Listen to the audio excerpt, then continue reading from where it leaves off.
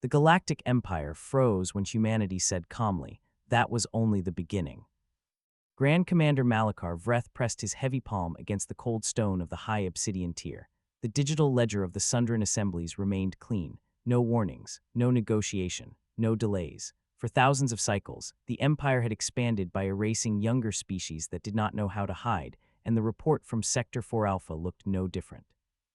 The display showed that the 14 human forward outposts had been reduced to floating ash without firing a single defensive volley in return. Vreth swiped his long fingers across the glass to sign the final administrative clearance decree, sealing the annexation of the territory into the Imperial records. Archivist Vrina adjusted his technical robes, his secondary limbs twitching as he looked at the primary registry board.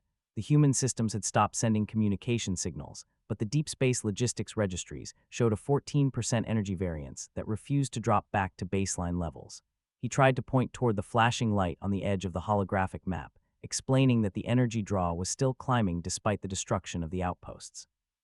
The high officers of the assembly laughed, their deep voices echoing through the chamber as they turned away from the terminal. They saw only the flat tonnage numbers on their screens, assuming that a quiet sector meant a beaten enemy. Across the dark gulf of the sector, Fleet Marshal Thomas Hale sat in a metal chair inside the deep concrete bunker of Aegis Outpost 90. He did not watch the tactical screens that showed the loss of the outer markers. Instead, his scarred left hand rhythmically tapped a tarnished silver coin against the steel desk, making a flat, mechanical sound in the small room. He picked up his old paper ledger with his good hand and drew a thick ink line through the coordinates of the fallen border stations. A younger officer begged him for permission to scramble the defensive fighter wings from the inner base, but Hale did not look up from his desk. He told the crew to hold their positions and leave the local relays offline. Specialist Chull called out from his tracking station, his face turning pale under the high-intensity fluorescent lamps as the master array updated. 45 Sundran capital warships had just crossed the inner perimeter lines, their massive tritanium hulls blocking out the starlight on the main scanners.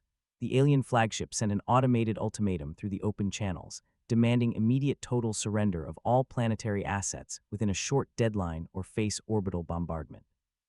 Chull looked back at the Marshal, his fingers shaking above his terminal as the countdown began to run on the overhead boards. The outer space around the base remained completely silent, matching the dead communication lines. Hale did not show panic. He slowly reached across his desk and picked up a scratched aluminum vacuum flask, unscrewing the cap with a dull metallic scrape. The sharp, bitter scent of hot dark chicory root brew filled the damp air of the bunker as he took a single, measured drink. He set the flask down beside his paper ledger, his eyes fixed on the final countdown numbers on Chull's terminal. When the timer reached its last mark, Hale reached out and pressed a single manual key on the central console, initializing the hidden automated network known as the Sovereign Core. Out on the frozen rocks of a nearby asteroid, Sergeant Marcus Cole caught the digital handshake on his portable receiver and threw the physical breaker switch on his defense post. The heavy manual throw sent a high-voltage surge straight into the subspace signal buoys hidden beneath the ice fields. Across the entire belt, the active concealment fields died in an instant, stripping away the artificial shadows that had covered the sector for decades. The empty stone did not look empty anymore. The asteroid field split apart as 40 massive automated human capital structures slid out from the hollowed rocks, their long kinetic barrels already locked onto their targets. The tactical display on the Sundran flagship turned from a clear green to a solid, unreadable black as the true sensor data flooded the Imperial fleet. Grand Commander Malachar Vreth stood on his command bridge, his gold carapace cracking slightly under the sudden pressure as his systems reported that his vanguard was completely surrounded.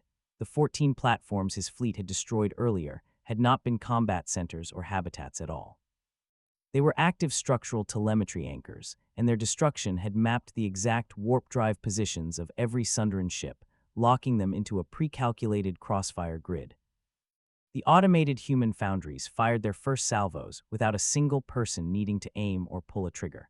Kinetic slugs accelerated to 3%, the speed of light tore straight through the heavy titanium plating of the flagship, leaving perfectly round, glowing holes through the engine rooms. The bridge shook with a low, continuous mechanical roar as the reactive armor plates melted into liquid slag under the friction of the impacts.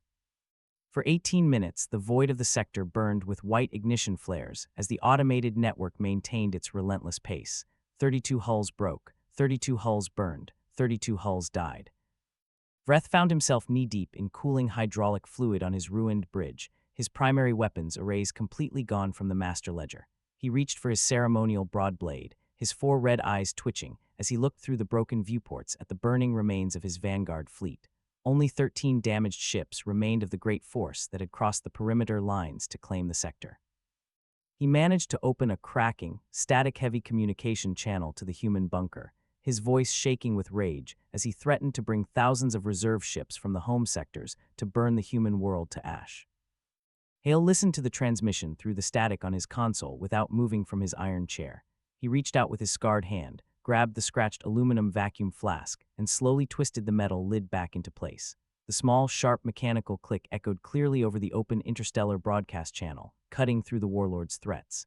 Hale adjusted the microphone on his headset, his voice flat and completely devoid of fear as he looked at the live telemetry feed.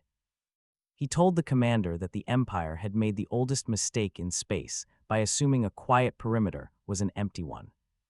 Hale hit the master transfer key, overriding the primary holographic projectors inside the high obsidian tier back on the Imperial homeworld. The live feed did not show the face of the Marshal or the interior of the human bunker.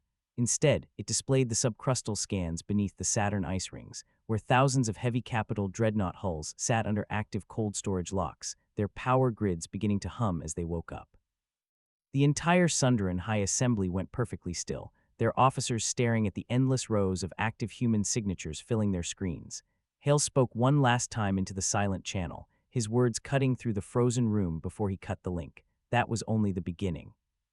Hale placed his paper ledger into the heavy steel drawer of his desk. He slid the drawer shut until the latch caught with a heavy thud. The silver coin lay flat on the cold metal surface. The tarnished metal edge caught the dim light of the bunker.